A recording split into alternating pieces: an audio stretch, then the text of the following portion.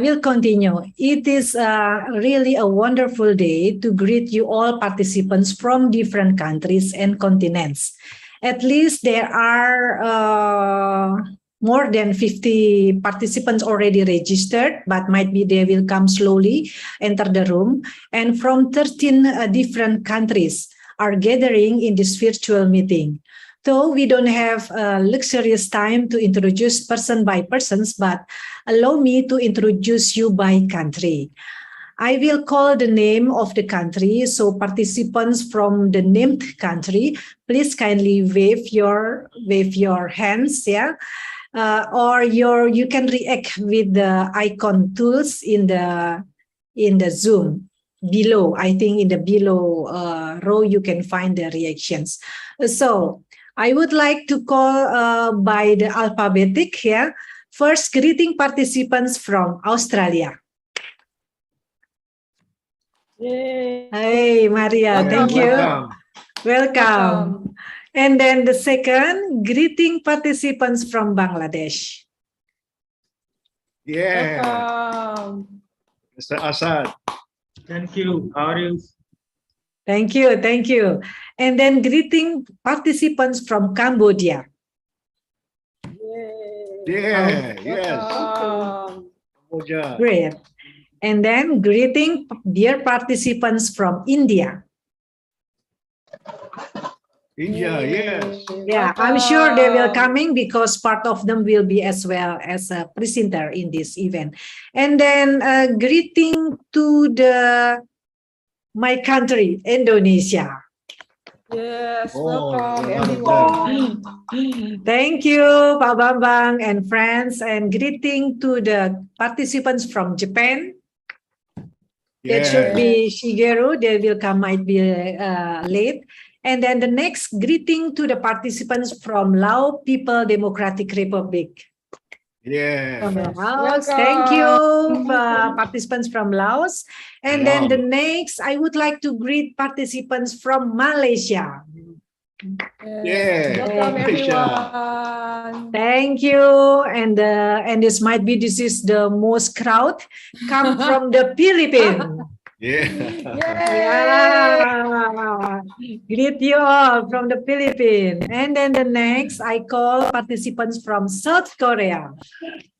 Yes. Welcome. And then going far away to another continent, I greet participants from Spain. That Yes, will welcome, be everyone in from Spain. Ripes, yeah, might be she will attend recordingly. And then the next from Timor-Leste, I call participants from Timor-Leste. Thank you, Yes, participants from welcome. Timor-Leste. And the last but not least, I call the participants from Thailand. Yes, welcome. We have also participants from Nepal and Vietnam, Dr. Eri. Okay, thank you, thank And, you, thank South you. Korea. That means more than 13. So I will call the participants from Vietnam. Let's give applause to them. And then the next but not least, participants from Nepal. Thank you very much. Yes. And South Korea. Welcome. South Korea already called Okay. Denisa. Okay. In case anything else that I haven't called the name. Mongolia. Mongolia, hello. Greeting from Mongolia. That's Yeah. great. First time here.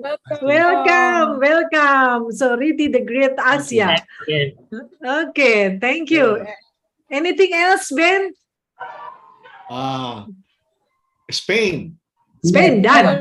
Already Yes, called. our friend Stephanie. Yeah, from and Spain. yeah, then Canada actually, because Yvonne is yes, is from Canada. We will greet as well him, the participants from Canada. Okay, this is from Yes, Canada. welcome.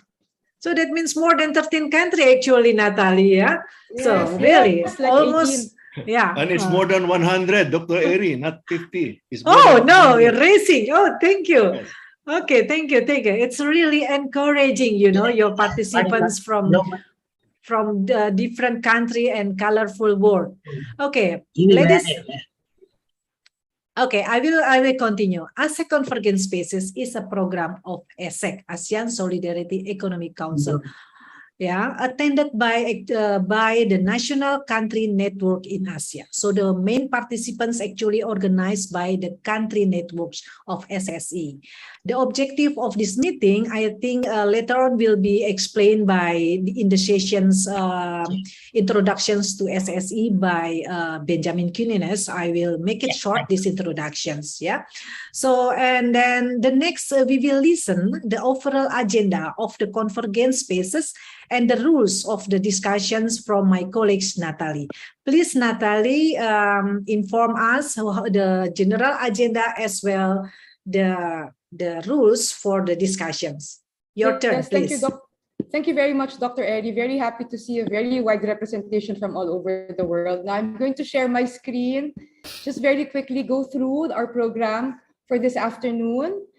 And I will start with our plenary session, which will be comprised of solidarity greetings from Ms. Judith Hitchman, Mr. Balu Ayer, an inspirational talk from Mr. Vic Van Vuren, a solidarity message from Ms. Lobrin Satumba, and introductions to SSE and the ASEC 2022 by Mr. Guy Ryder and Dr. Benjamin Quinones. After that, we will have a very, very quick photo session. And then following this, we will start with our first simultaneous workshops, which will run from 2:15 to 3:15 p.m. So the first three will be the SSE course, Social Entrepreneurship Development Roadmap, and Climate Change and Environment.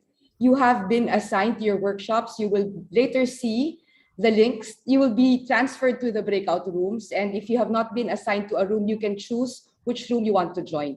Again, we remind the moderators to please manage the time of your workshops well, because you have to stay within that hour.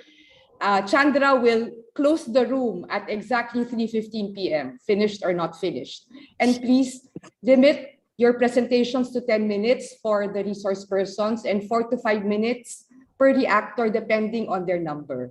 The second set of simultaneous workshops will run from 3:15 to 4:15 p.m. and these will be Transformative Social Protection, Community-Supported Production, and SSE Finance and Mutual Insurance. After the workshops, we will be coming back into plenary from 4:15 to 5:20 p.m. We will have the presentations by the rapporteurs of their workshop synthesis and recommendations. And again, we remind the rapporteurs to limit their presentations to only 5 minutes. After that, we will have comments and insights from Mr. Shigeru Tanaka and Dr. Denison Jayasurya. And for our closing session, which will only run for 10 minutes, we will hear from Dr. Eri Trinurini, the chair of ASEC and also a board member of RIPES Global, who will give us a summary and the recommendations. And the closing remarks will be delivered by Mr. Bangbang Ismawan. So that will be how our afternoon will go. Thank you, Dr. Eri. Okay, thank you, Natsi. Dear participants, dear colleagues and friends. Now we are approaching to the first session, Solidarity Greeting. So we will have two greetings from the two global movement activists, that means from the SSE movement and from the cooperative. At the first, we would like to invite Ms. Judith Hitchman, a joint coordinator of RIPES, the Intercontinental Network of the SSE. She will deliver the speech via recording.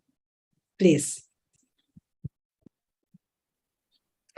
So, good day to everybody attending the ASEC 2022 conference virtually. My name is Judith Hitchman, and I'm one of the joint coordinators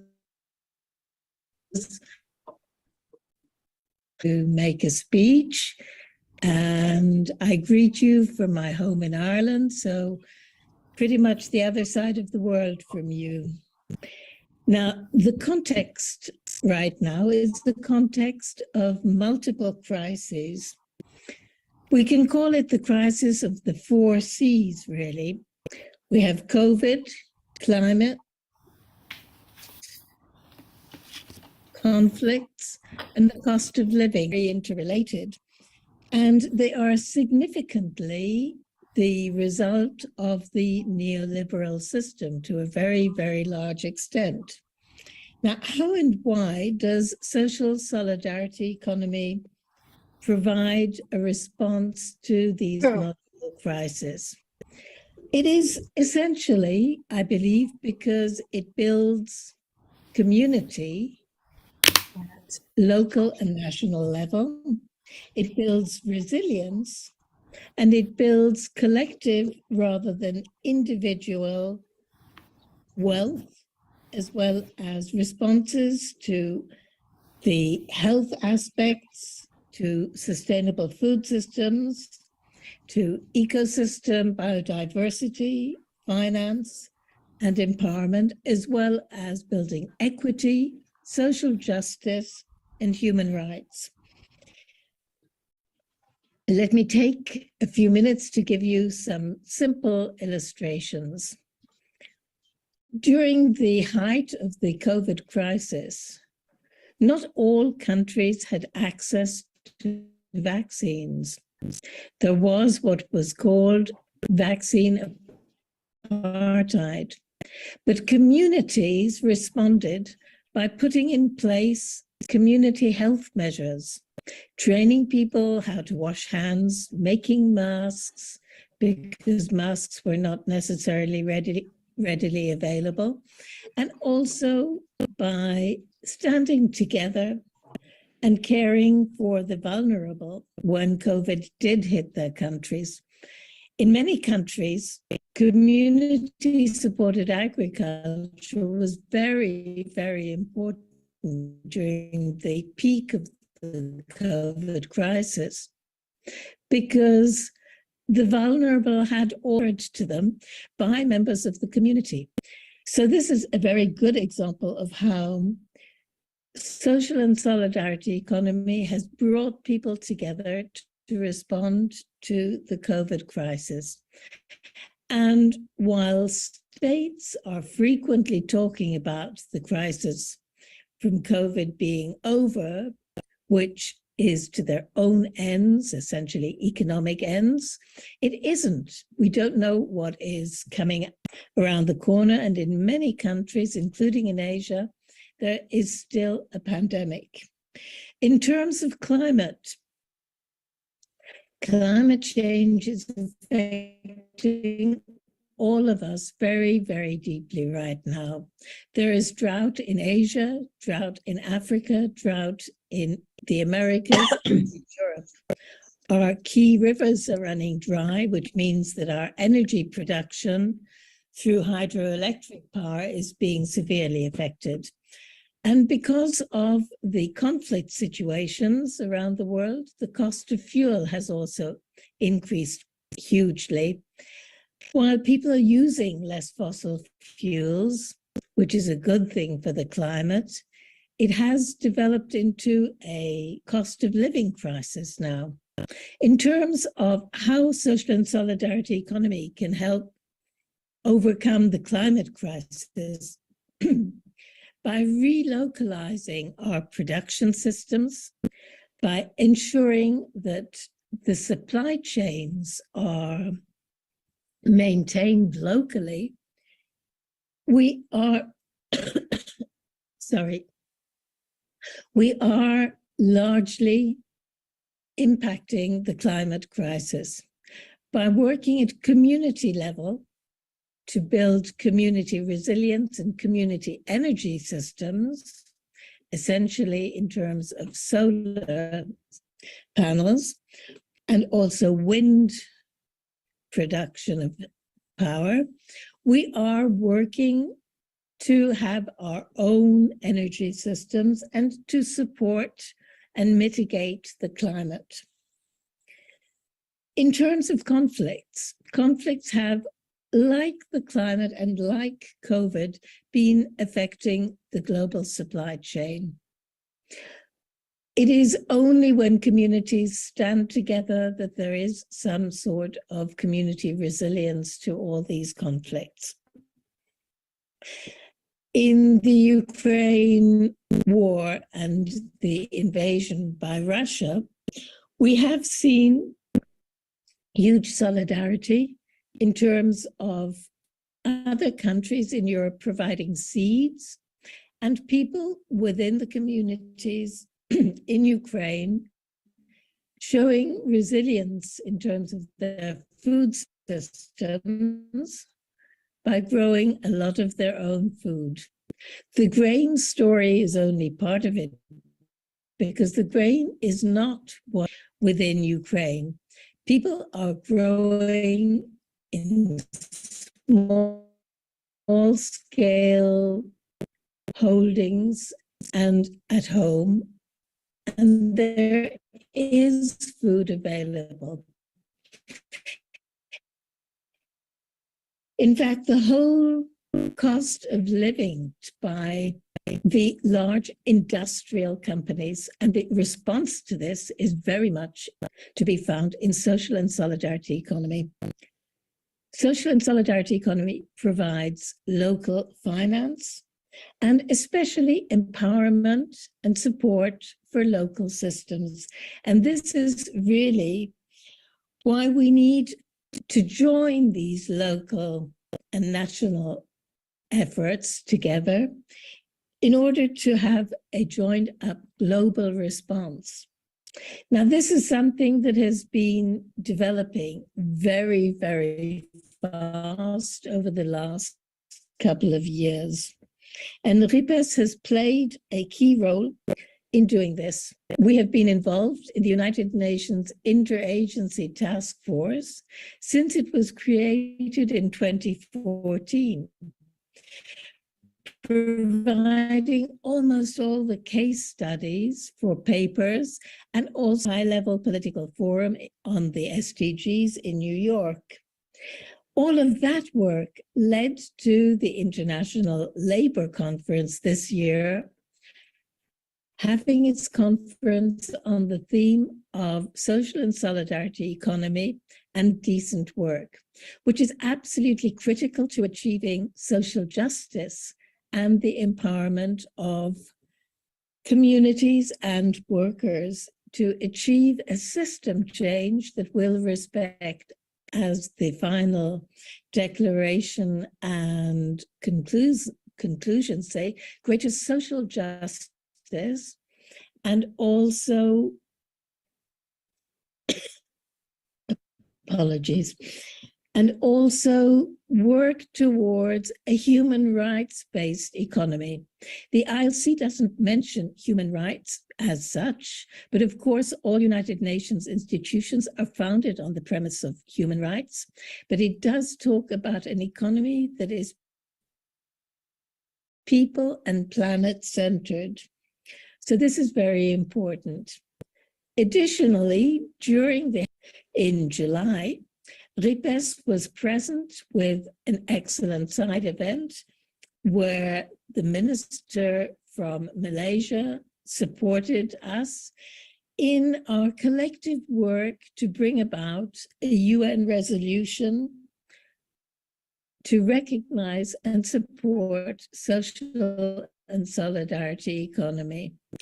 All this shows the huge momentum that we have achieved, and hopefully the UN resolution will be brought about this autumn in New York, and all our communities and our states can build upon that.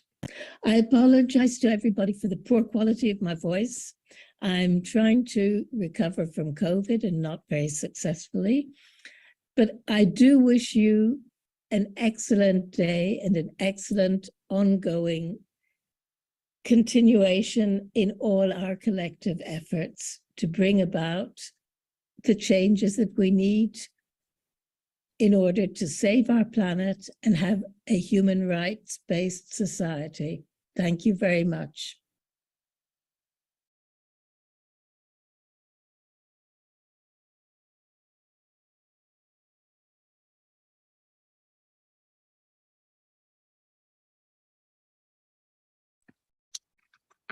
Okay, just wait.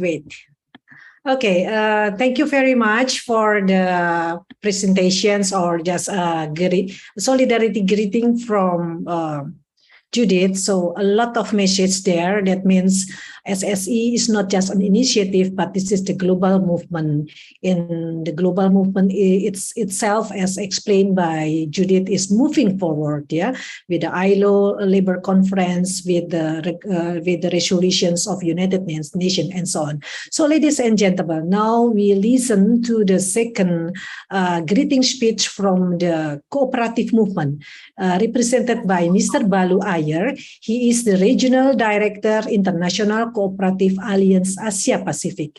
He will deliver the solidarity greetings via recording. Please. Thank you very much for inviting the International Cooperative Alliance Asia and Pacific to be part of the Asia Solidarity Economy Forum 2022. The ICA, established in 1895, is the apex body for cooperatives and the custodian of the Statement of Cooperative Identity, which includes the definition of cooperatives, values, and principles. The ICA is a member-based organization, and our members come from all spheres of the economy. We have been in the Asia-Pacific region since the 1960s. The theme of ASEP this year, creating convergence spaces for SSE community builders in Asia, fits well with the ILO's June 2022 general discussion on decent work and the social and solidarity economy. The general discussion affirmed the role SSEs can play in tackling the challenges of the post-pandemic world and in fostering a people and planet-centered future of work.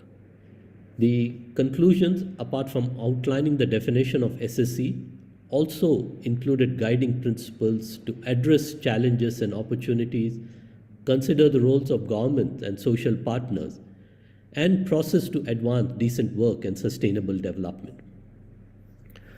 Earlier this month, the ICAP and the ILO held a webinar on ILO Recommendation 193 and the Social and Solidarity Economy, Perspectives from the Asia-Pacific region. The ILO Recommendation 193 provides a basis for law and policies on cooperatives and also details how and why we need to campaign for cooperatives.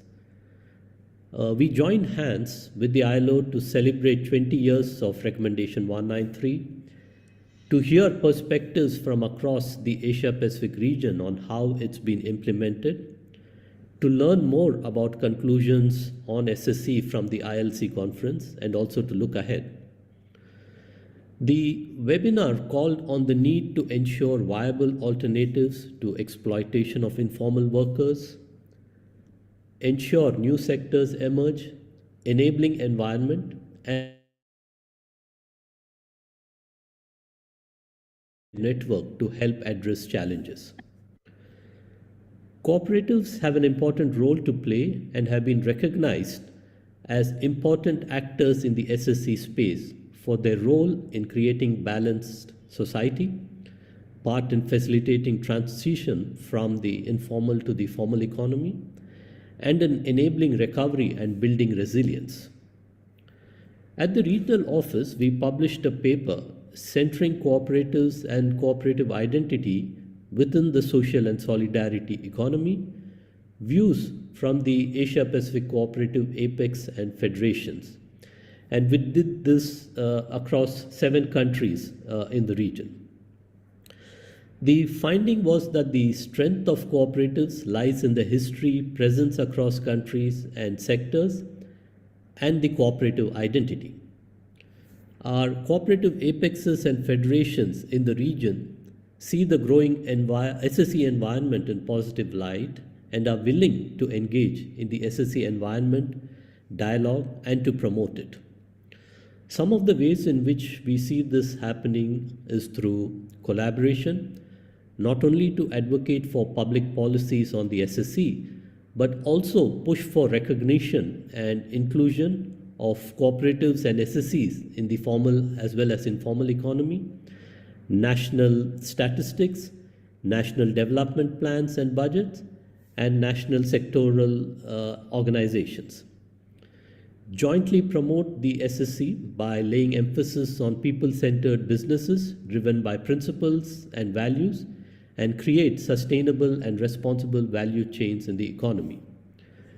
Leverage ICA's transnational network of cooperatives that span across 32 countries and are found across diverse sectors to widen the scope, visibility, and impact of the SSC in Asia Pacific. I see ASEF 2022 is going to discuss important issues relating to social entrepreneurship, climate change, transformative social protection, community-supported production, and finance and mutual insurance. I look forward to receiving the report at the conclusion of the forum. I wish ASEF 2022 the very best. Thank you again for inviting us to be part of your forum this year. Thank you.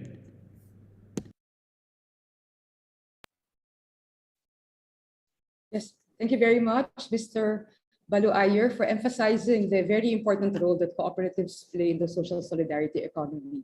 And now we are very fortunate to have with us this afternoon to give us an inspirational message, Mr. Vic Van Vuren, who is ILO Enterprises Department Director and Chair of the UN Task Force on the Social and Solidarity Economy, or the UNTFSSE, who is here with us live. Thank you very much, sir, for gracing us with your presence. Thank you very much. And hello, everybody. I'm speaking to you from Geneva, and so it would be nice if I could join you on your side, but technology allows us to converse this way. The international momentum on the social and solidarity economy has been growing in the last decades, and I think in the last few years especially. The different crises, the social and environmental deficit, which has been exacerbated by the pandemic, called the attention towards enterprise and organizational models, which put people rather than profit at the center of their operations. We look at economic models based on cooperation, mutualism, and solidarity, and which combine social, economic, and environmental objectives. But one of the key elements is the partnership amongst the different actors, including the social and solidarity economy entities. And they are being recognized more and more as crucial to accelerate the path for achieving and localizing the Sustainable Development Goals. In 2022, we see a turning point for the recognition of SSE. There's been so much activity at the global and regional levels. The European Commission has launched the Social Economy Action Plan. The African Union is discussing and will soon approve a 10-year strategy on SSE for the African continent. The OECD adopted a recommendation on the social and solidarity economy and social innovation last month. And at the global level, some governments are leading the process around a resolution on the SSE to be tabled at the UN General Assembly. This will be a major breakthrough if this happens.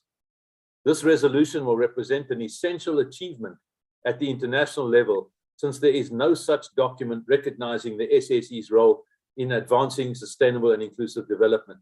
In fact, if you look at the 2030 Sustainable Development Goals, we don't see much mention of the SSE. At the International Labour Organization, we held our 110th ILC conference last month. And there, as mentioned by the previous speaker, we had 187 delegations of governments, workers, and employers organizations, where we discussed the priority issues in the world of work. Now, while the promotion of the social and solidarity economy is not new to the ILO, because it's embedded in our constitutional mandate and we have it in relevant international standards, it's the first time in our 103-year history that the ILO constituents have taken part in a general discussion on decent work and the social and solidarity economy. So this was a huge breakthrough for us. It's the first time in the UN that we've had this kind of high-level debate. But why is this so important? And what are the implications at national and local level? The delegations coming from the different regions brought their perspectives into the debate. And while highlighting the rich diversity of the SSE in their territories, they conversed on common trends and opportunities that can pave the way for developing a conducive environment consistent with the nature and diversity of SSE to promote decent work and harness the fullest potential of SSE entities. We even got a definition. We know that there are many definitions out there, but this is the first time at this level that we've got a tripartite definition on the SSE and its common principles and values. The debate recognized that as an economy centered on the primacy of people and social purpose over capital, SSE is playing a prominent role in creating and sustaining jobs, especially in the times of crisis. We're focusing on COVID in the last while, but we need to be mindful that there's going to be many other challenges that are waiting for us just around the corner. And the better prepared we are, and the more we entrench the role of SSEs, the more chance we have of dealing with these challenges in a more effective way. In this view, the local anchoring of the SSE and its contribution to both well-established and innovative solutions to provide decent work opportunities and meet the needs of women, youth, and disadvantaged groups was pointed out as an important added value. I'd like to stress the role of women, because we feel and we always talk about enhancing the role of women, but the SSE is a valuable vehicle in which this can really take effect. Being based on democratic and participatory governance, SSE entities complement and reinforce the role of local governments by identifying new social needs, building trust and relations, and mobilizing resources and communities, finding innovative solutions to satisfy those needs and advancing and accessing certain rights, including decent work, health, education, and healthy food. There are still a number of challenges that remain, and it was recognized that strengthening inclusive and equitable social dialogue and the interaction and partnerships between SSE entities is equally important. We need to remember that process is as equally important as the content. At the ILO, we're going to use the conclusions of our debate that to provide guidance to constituents and the Office on the Promotion of Decent Work through the SSE for years to come. We're going to reinforce and expand the ongoing work with relevant partners, and we're going to develop a strategy which will be tabled at our governing body in November on how we're going to approach this topic. On the basis of the way going forward, the creation of partnerships is essential to have an impact. And at the UN Task Force level, we have a successful story. The UN Task Force includes 18 UN agencies such as ILO, UNCTAD, ESCAP, and the OECD as members, as well as a number of active umbrella organizations as observers, such as REPES, and we just heard from them, the ICA, we just heard from them, GCEF, the SSE International Forum, and many others. This task force has been running since 2013 and is raising the visibility of the SSE. I always say in my speeches that the SSE is the world's best kept secret. It's time that we look at how we brand the SSE and how we start taking this forward. I always think we're sitting in a church of converts, and many of you listening out there would have been in the SSE game for many, many years. But what we need to do is expand our horizon to include those that don't know much about it. We have some strategic areas, and my concluding remarks, just to touch on very briefly, the strategic areas of the UN Task Force. The first is we're going to look and see how we can support the governments in the attainment of a UN resolution on the SSE. We're looking at mainstreaming and enhancing the SSE international dimension and profile. We're going to boost the creation and sharing of knowledge, and here we've created the knowledge platform with the help of UNRIST. The third priority is developing strategic areas of interventions on the SSE. In particular, I think that it is crucial to develop operational programs aiming at reinforcing the SSE regulatory framework and the ecosystems at a national level. In the regions, we want to increase our footprint, and in Asia in particular, we're looking to working with the Asian counterparts on how we can strengthen the SSE in that part of the world, and secondly, how we can learn from Asia and help the other continents. I appreciate having been invited to speak to you today, and I wish you every success in the debate as you go along with the rest of the program. Thank you very much. Thank you, Mr. Fick van Vuren. It is really inspiring speech, as stated in the title. As you said, that ILO has plays very important role in promoting the SSE. That was initially from the grassroots initiative, now become really the global movement. And it seems that with the support of the ILO, this SSE, promoting the SSE to the mainstream of economy is become more possible and feasible. So ladies and gentlemen, we come to the next agenda. again to the solidarity message. Yeah. So now we will invite Miss Ahma Karisma Lobrin Satumba. She is the Executive Director Third of the Institute for Labor Studies Department of Labor and Employment of the Philippine government. So thank you for your for your support to be one of the solidarity message, and she will deliver the message accordingly. First and foremost, I am pleased to extend my warmest greetings to all the participants at this significant Asian Solidarity Economy Forum. Let me also congratulate the Asian Solidarity Economy Council, headed by Dr. Eri Chinoriri, and to Dr. Nathalie Barcelos of ASEC Philippine Network for significantly organizing this event as it brings together advocates and practitioners to exchange insights and learnings from one another to promote and strengthen social and solidarity economy. The theme, creating convergence spaces for SSE community builders, is very relevant and cannot be overemphasized as the world continues to observe social, economic, and environmental challenges. For us in the Institute for Labor Studies, the theme's message resonates the vital role of social partners in the work that we do towards achieving full, decent, and productive employment.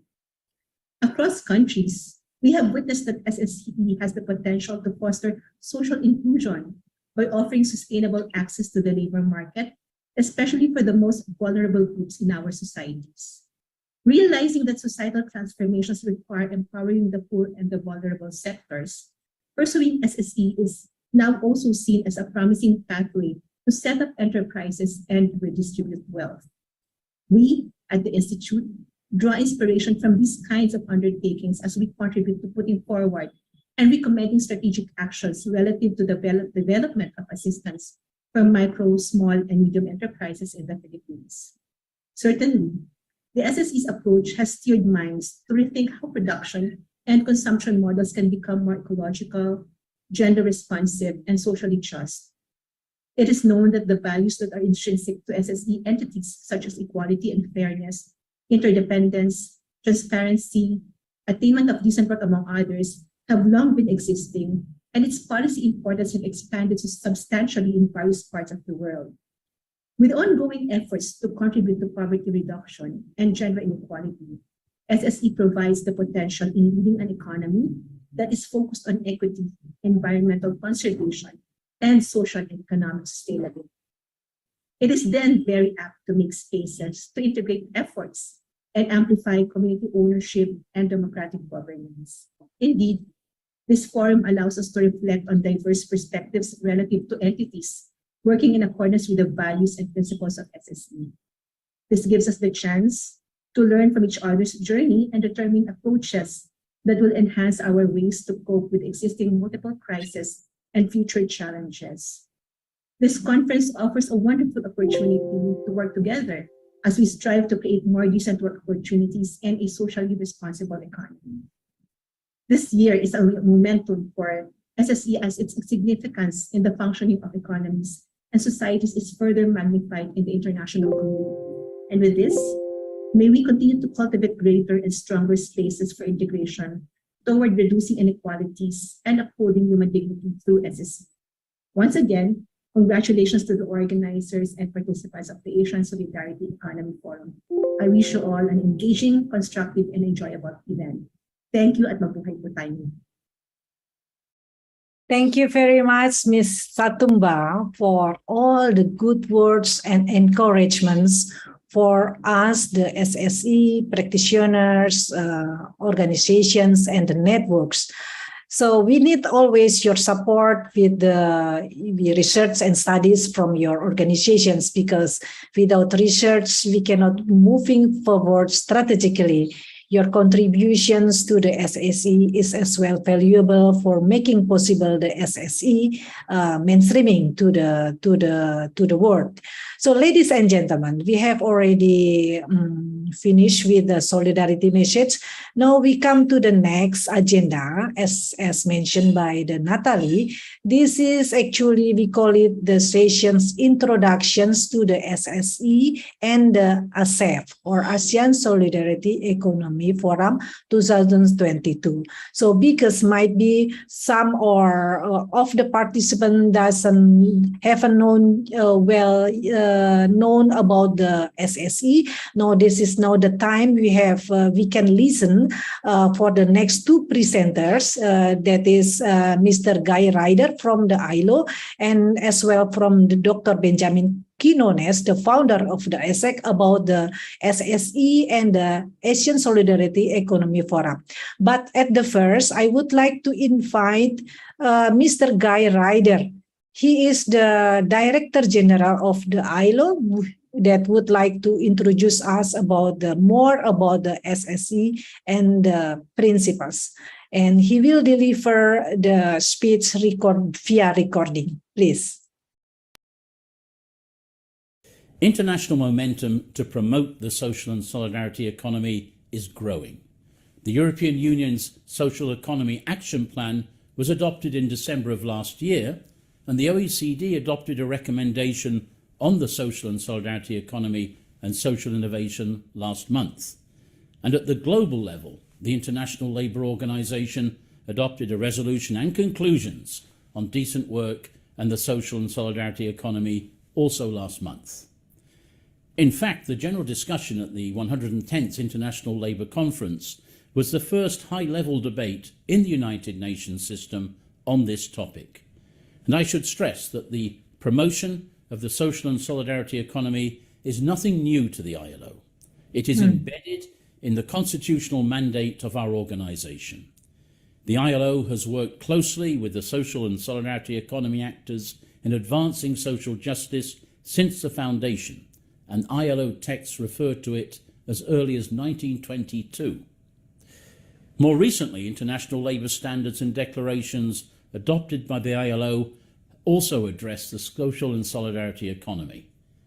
The conclusions adopted at our conference this year are important. They include the first agreed definition of the social and solidarity economy that is based on its principles and values. And the conclusions also call upon the ILO to continue its leadership on the social and solidarity economy for advancing decent work and sustainable development. And this includes its work on the UN Interagency Task Force on the SSE, promoting policy coherence within the UN system.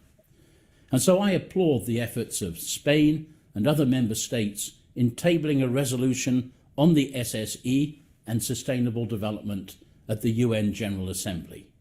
You can count on the ILO in continuing its efforts in advancing the SSE in the service of decent work and a planet and people-centered future of work. Good luck and thank you. Thank you very much, Mr. Guy Ryder. Okay. As we hear, that is from the Director General of ILO. That means that ILO played very important role in promoting the SSE to be the mainstream economy. As he mentions two keywords, that means so SSE contributing significantly to the decent work as the focus of the ILO, as well to achievement of the SDGs. Ladies and gentlemen, dear participants, dear colleagues, now we will listen the next, the introductions of the ASEAN Solidarity Economy Forum 2022. We will listen directly live, fortunately, from Dr. Benjamin Quinones. He is junior. He is the founder of ASEC. So, Kuya Ben, Uncle Ben, so now your turn to inspire us about why do you think that the SF is important to mainstreaming the SSE in Asia. Please, your turn.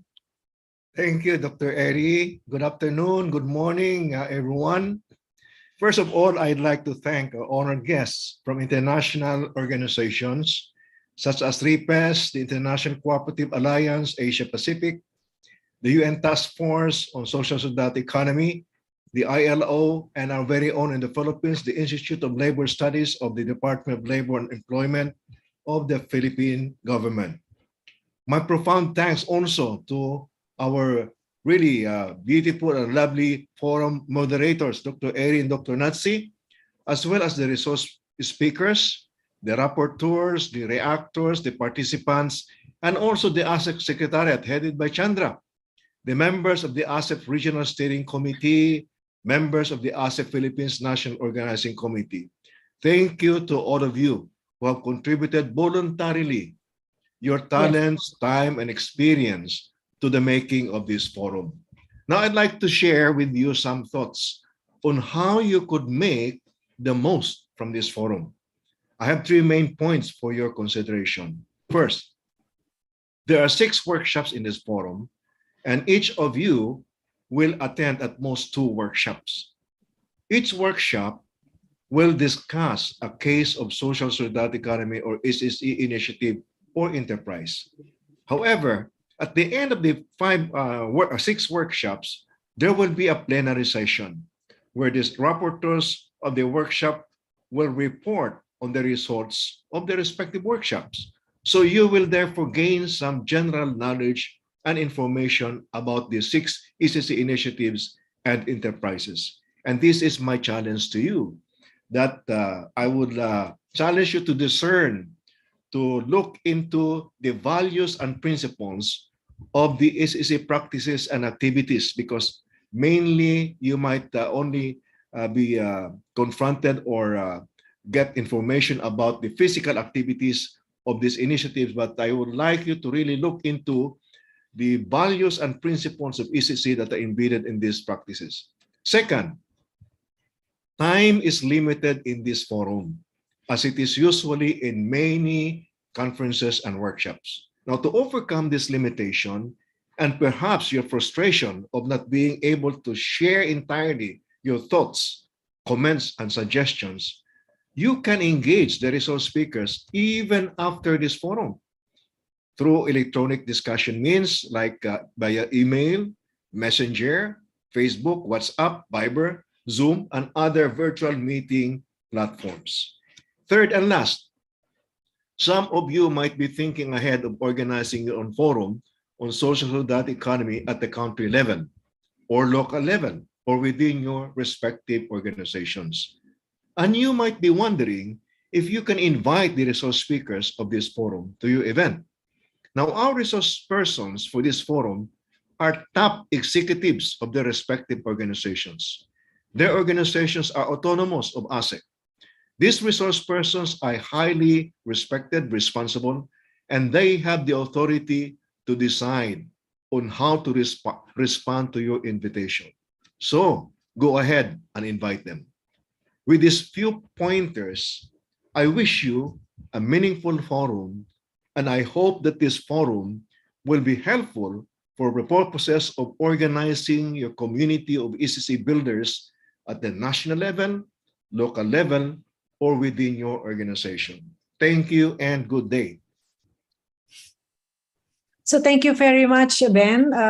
You point the very important word. That means this event is not the standalone event. So after the event and then finish, but actually this is encourage us to be like building the network, sharing knowledge, and then making the convergences in the local level. Try to invite the resource persons available that you recognize from this event. Bring them to your country. So very encouraging to remind us that don't just stick to the sessions, but thinking as well for the next step that we can do such kind of event in our countries.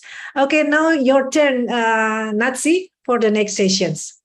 Yes, thank you very much, Eri. So let's please remember that this is just a beginning conversation that we should continue past the forum. And you will be able to get in touch with your participants and other members of your breakout sessions via email.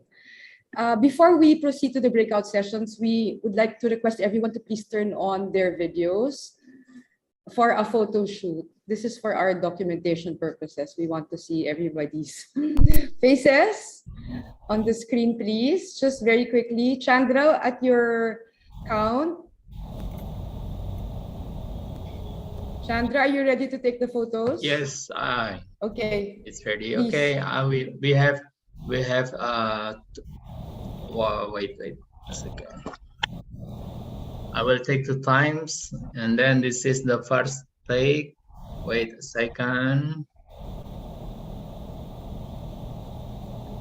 Okay, that's one, and then the second one. I still have some not turning on the camera, but That's okay. Okay, I'll do it. Okay, I'm done. Back to you, Dr. Natsi. Okay, thank you very much, Chandra. And we're actually making good time because our first simultaneous workshops were not scheduled to start until 2:15. Does this mean, Kuya Ben, that we can have longer Yes, time for the course. first workshop? absolutely. Okay. More for discussion. Okay. Yeah. So now, if you will kindly look at the breakout room icon, if you will click on it at the bottom of your screens, you will see the rooms that you are to join there. Chandra has already activated it. And you can now choose which room you would like to join. So again, WS Workshop 1 is SSE course. Workshop 2 is Social Entrepreneurship and Development Roadmap. And Workshop 3 is Climate Change and Environment. So please join the group that you're interested in, and we will convene again at 3:50.